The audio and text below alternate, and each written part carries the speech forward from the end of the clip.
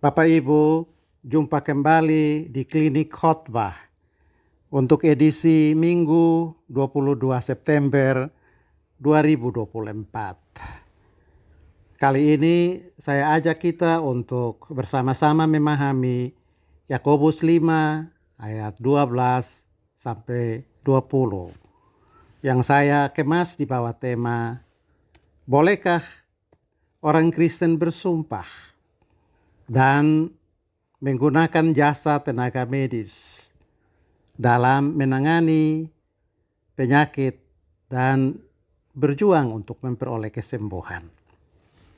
Begini, Bapak Ibu, saudara-saudara, pemuda, remaja, para pendeta, penatua, diaken, dan pengajar yang kekasih dalam Kristus. Ada dua kelompok reaksi yang saya temui sebagai respon terhadap pelaksanaan sumpah jabatan pada saat upacara pelantikan pejabat-pejabat birokrasi. Dalam sumpah itu, pejabat-pejabat diminta untuk menjadikan Allah yang diimaninya sebagai taruhan.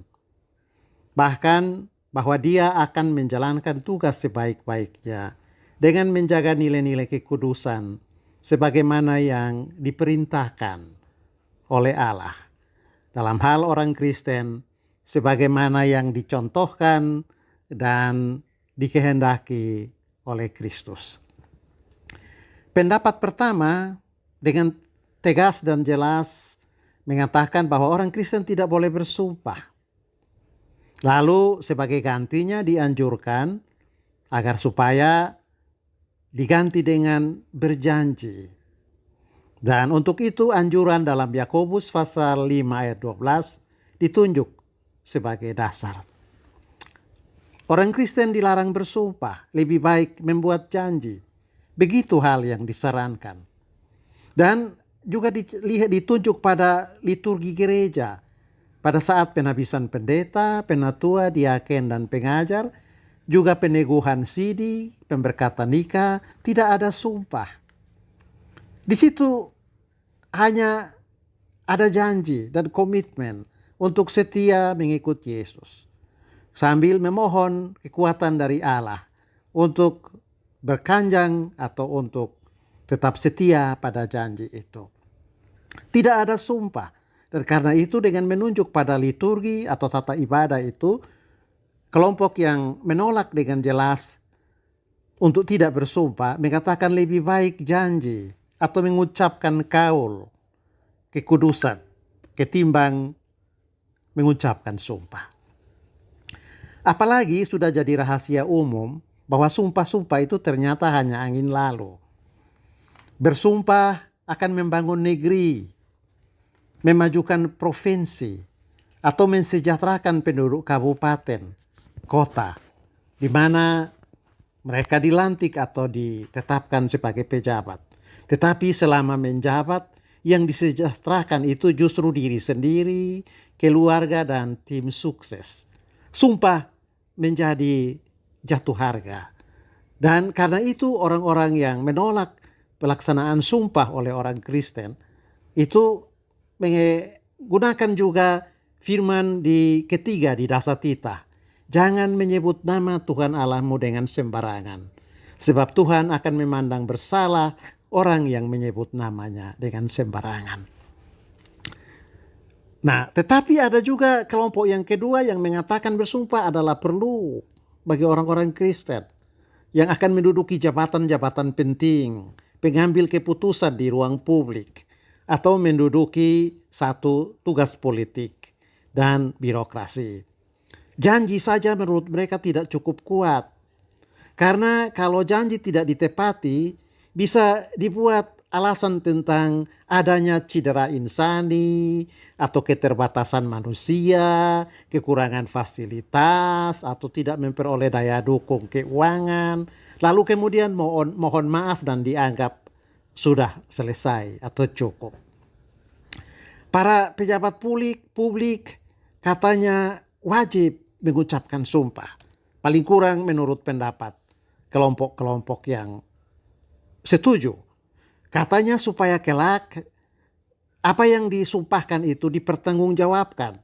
kalau ternyata berkelakuan dan berperilaku tidak sesuai dengan apa yang diucapkan. Sumpah perlu dilakukan demi sorga dan bumi, karena perlu ada saksi agar supaya nanti bisa ketika dipertanggungjawabkan ada yang memberi kesaksian untuk pembenaran atau untuk pendakwaan dari si pengambil sumpah. Nah, dari dua pendapat ini kita kembali bertanya, jadi boleh atau tidak orang Kristen bersumpah demi sorga? Dalam hal ini dengan menggunakan nama Allah, Allah Tritunggal tentu. Lalu kemudian menaruh tangan di atas Alkitab dan menghadirkan tokoh agama dengan pakaian keimamatannya pada saat pelantikan para pemangku jabatan politik dan birokrasi pemerintahan. Ini hal pertama yang akan jadi pokok perbincangan kita di klinik khotbah kali ini. Bertolak dari Yakobus pasal 5 ayat 12 sampai 20. Hal kedua adalah tema tentang doa, yaitu doa bagi orang yang dalam keadaan sakit. Apakah yang seharusnya orang Kristen lakukan saat melakukan kunjungan kepada pasien? Cukupkah hanya berdoa, mohon kesembuhan, lalu melepas si pasien bergumul sendiri dengan penderitaan fisiknya? Ataukah juga harus ada tindakan lebih lanjut? Misalnya dengan membawa si sakit atau pasien ke rumah sakit untuk ditangani secara medis dan mendapatkan diagnosa dengan prinsip-prinsip keilmuan dan akademis serta prinsip-prinsip kesehatan agar dapat kesembuhan. Nah, mendoakan orang sakit dalam sebuah kunjungan diikuti dengan mengoleskan minyak kepada si sakit dalam nama Tuhan Yesus merupakan praktik kesalehan yang banyak dilakukan oleh penatua, diaken, juga pendeta-pendeta di banyak jemaat lokal. Gereja Roma Katolik malah menjadikan praktik ini sebagai sakramen. Dan walaupun di Protestan tidak diakui sebagai sakramen, praktik mendoakan orang sakit dengan mengoleskan minyak banyak juga dilakukan, termasuk di kota-kota besar, di mana penduduknya diasumsikan karena sudah lebih rasional akan lebih memilih berobat ke dokter dan rumah sakit ketimbang meminta diurapi dengan minyak.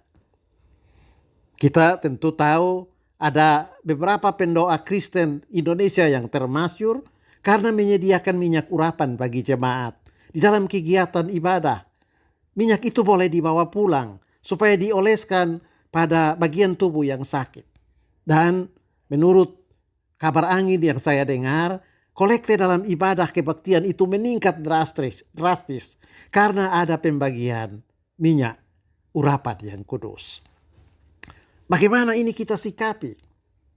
Nah, Yakobus pasal 5 ayat 14 sering ditunjuk sebagai cantolan untuk dua praktek kesalehan populer tadi. Nah, pertanyaan kita ialah, apakah memang nasihat rasuli dalam ayat itu, Yakobus 5 ayat 14, memang bermaksud untuk langsung diterapkan? Ataukah ada juga makna lain dari nasihat apostolik itu?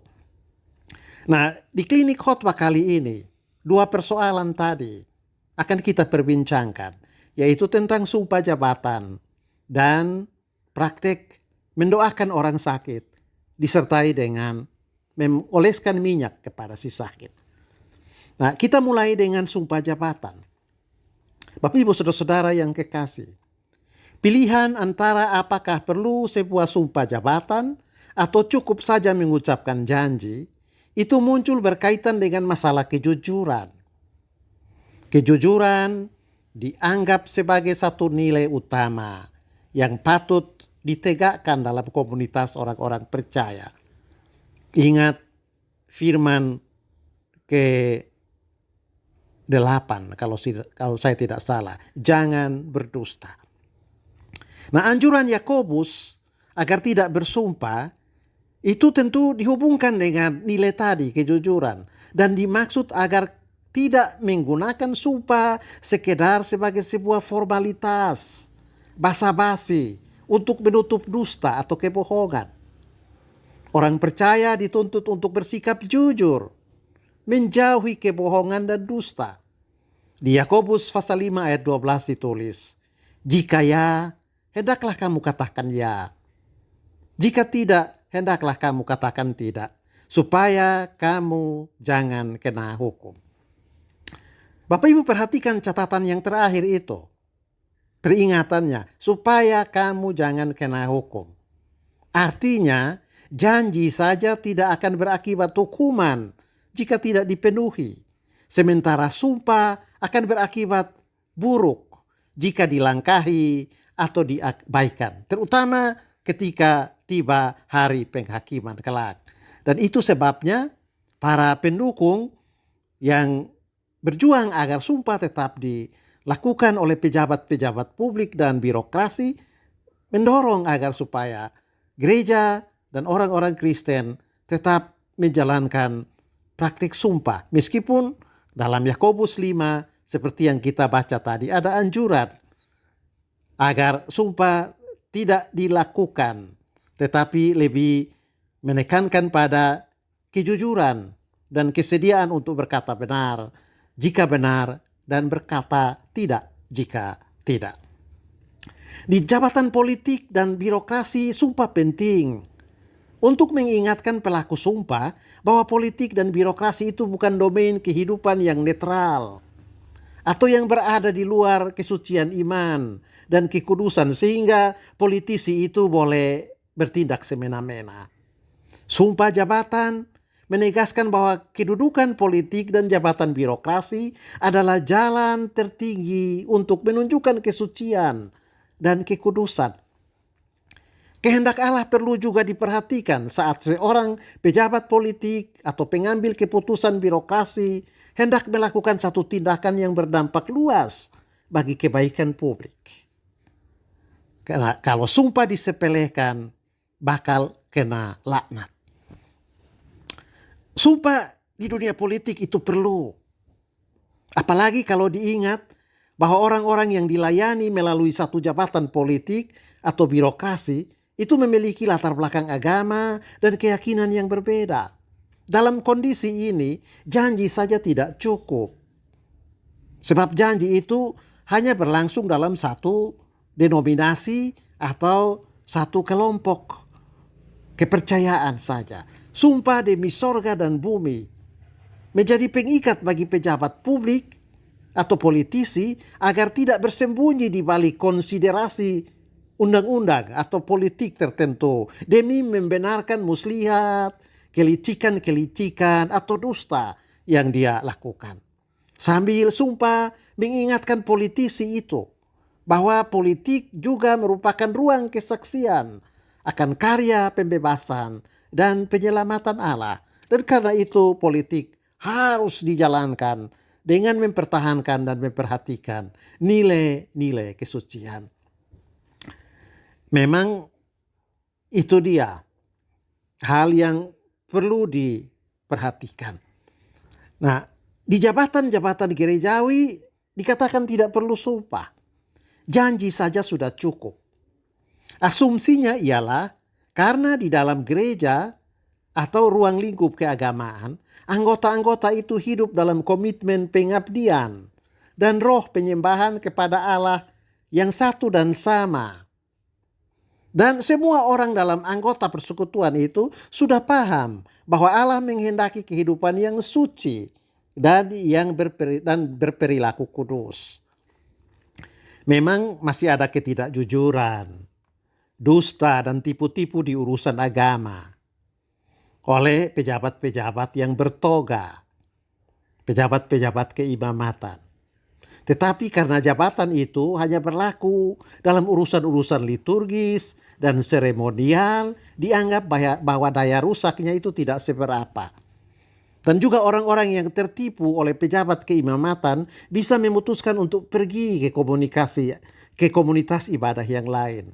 Jika janji tidak ditepati, kejujuran disembunyikan, kebenaran diubah, kemunafikan ditampilkan, maka orang bebas untuk melakukan konversi agama atau denominasi. Pindah saja ke denominasi lain. Sedangkan dalam urusan politik, kalau ada kekecewaan terhadap pejabat politik, tidak bisa orang berpindah ke negara lain.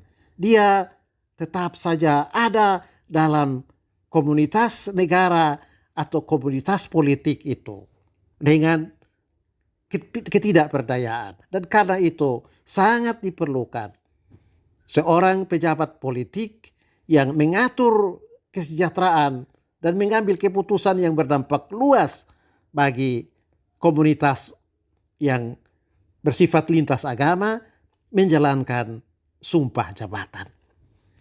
Sekarang tentang mendoakan orang sakit dan mengolesinya dengan minyak di dalam nama Tuhan. Kesalehan populer Kristen itu terjebak dalam pilihan yang berat sebelah. Ada kelompok orang Kristen yang lebih mengutamakan doa dan menolak segala bentuk penanganan medis.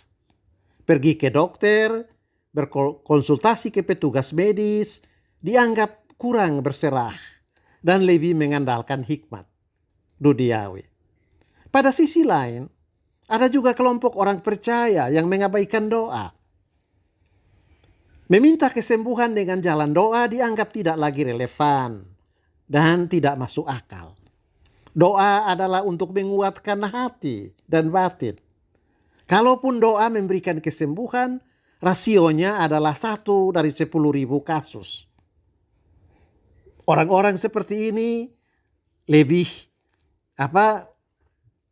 berpikir penyakit harus disembuhkan lewat terapi medis dan diagnosa kesehatan.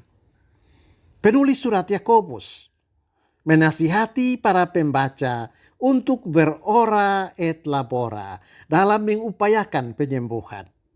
Mendoakan orang sakit adalah perlu, tetapi melakukan tindakan medis melalui pengolesan minyak kepada si sakit juga adalah kebajikan. Doa membuka jalan kepada kita untuk menanggapi jemari tangan kasih Allah agar bertindak. Sementara mengolesi si sakit dengan minyak merupakan tindakan terapi yang harus dilakukan karena ketaatan dan iman kepada Allah. Itu anjuran yang disampaikan oleh Yakobus. Mendoakan orang sakit dan mengolesinya dengan minyak. Karena itu juga tindakan populer dalam pengobatan medis pada saat penulisan kitab Yakobus. Ini sejalan dengan perintah Yesus dalam Matius 7 ayat 7. Di situ Yesus berkata, mintalah, maka akan diberikan kepadamu. Carilah, maka kamu akan mendapat. Ketoklah, maka pintu akan dibukakan bagimu. Sayangnya, banyak orang percaya yang hanya membaca baris pertama, berhenti di penegasan, mintalah, maka akan diberi. Padahal ada kelanjutan di baris yang kedua. Carilah, maka kamu akan mendapat. Dua penegasan ini tidak bisa dilepaskan, berdiri sendiri satu dengan yang lain, tapi harus disatu padukan. Kata minta menunjuk pada doa atau ora. Sedangkan ungkapan carilah menekankan perlunya berusaha atau labora. Jadi Yakobus menekankan keseimbangan antara doa dan kerja, antara mintalah dan carilah, antara ora dan labora. Tekanan itu dirumuskan dalam ayat keempat Yakobus pasal 5, pembacaan kita tadi. Bunyi ayat itu begini. Kalau ada seorang di antara kamu yang sakit, baiklah ia memanggil para penatua jemaat, supaya mereka mendoakan dia, serta mengolesnya dengan minyak dalam nama Tuhan. Saudara-saudara, Bapak Ibu perhatikan tambahan di belakang kata, mendoakan dia serta mengoleskan dengan minyak di dalam nama Tuhan. Ingat itu, mengolesi dia dengan minyak di dalam nama Tuhan. Di sini ada persoalan. Penulis kitab Yakobus membuat sebuah peringatan. Kita perlu berhati-hati terhadap banyak praktek perdukunan atau pengobatan yang berbau Kristen, yaitu menggunakan nama Yesus dengan berdoa dalam pelayanan penyembuhan, tetapi bukan pertama-tama untuk kemuliaan Yesus atau kemuliaan Allah, melainkan untuk mendapat keuntungan pribadi. Misalnya, pemberian minyak suci dalam praktik-praktik peribadatan Kristen yang tujuannya untuk memperbanyak persembahan saat ibadah atau beraup popularitas bagi tokoh tertentu. Ada juga yang menjual belikan minyak urapan setelah didoakan dalam nama Yesus. Di beberapa persekutuan Kristen, pelayanan doa untuk kesembuhan pasien diisi dengan anjuran untuk tidak boleh berobat ke rumah sakit, berkonsultasi dengan ahli medis. Bahkan ada juga yang melarang pasien yang didoakan untuk jangan pergi lagi ke pendoa lain, atau menahan diri dilayani oleh penatua, diaken, atau pendeta. Jadi pelayanan penyembuhan di dalam nama Yesus dipakai bukan untuk memperkenalkan Kristus kepada pasien, tetapi untuk mempropagandakan ideologi denominasi tertentu dari para penyembuh itu. Nah, di sini Yakobus mencermati praktek tadi. Dia menyebut di ayat 19 sebagai praktek kesalahan yang menyimpang dari kebenaran. Dan adalah tugas dari sesama saudara seiman untuk membimbing pelakunya kembali kepada kebenaran. Dan yang disebut kebenaran dalam pelayanan kepada orang sakit ialah mendoakan dia, mengoleskan minyak kepada si sakit di dalam nama Yesus. Artinya, menaikkan doa memohon kesembuhan adalah pekerjaan pejabat-pejabat dalam gereja, penatua, diaken, pengajar, dan pendeta. Sedangkan mengoleskan minyak merupakan panggilan kepada pejabat-pejabat non-pendeta, tetapi yang memiliki karunia talenta di dunia medis dan pelayanan kesehatan. Anjuran Yakobus untuk mengkombinasikan doa dan pengolesan minyak hendak menunjukkan kepada kita bahwa para dokter dan petugas medis bukan sekedar sebuah profesi untuk mendapatkan penghasilan. Mereka juga menjalankan vokasi, panggilan dari Tuhan. Dan karena itu perlulah gereja melibatkan orang-orang Kristen yang tidak berjabatan, klerus, pendeta, atau juga penatua, diaken, dan pengajar, tetapi yang memiliki potensi, talenta, karunia untuk pekerjaan-pekerjaan medis umpamanya, supaya mereka menghayati pekerjaan yang mereka tekuni itu bukan sekedar sebagai sebuah profesi, tetapi juga sebuah vokasi. Tuhan memberkati kita lewat pemberitaan firman-Nya.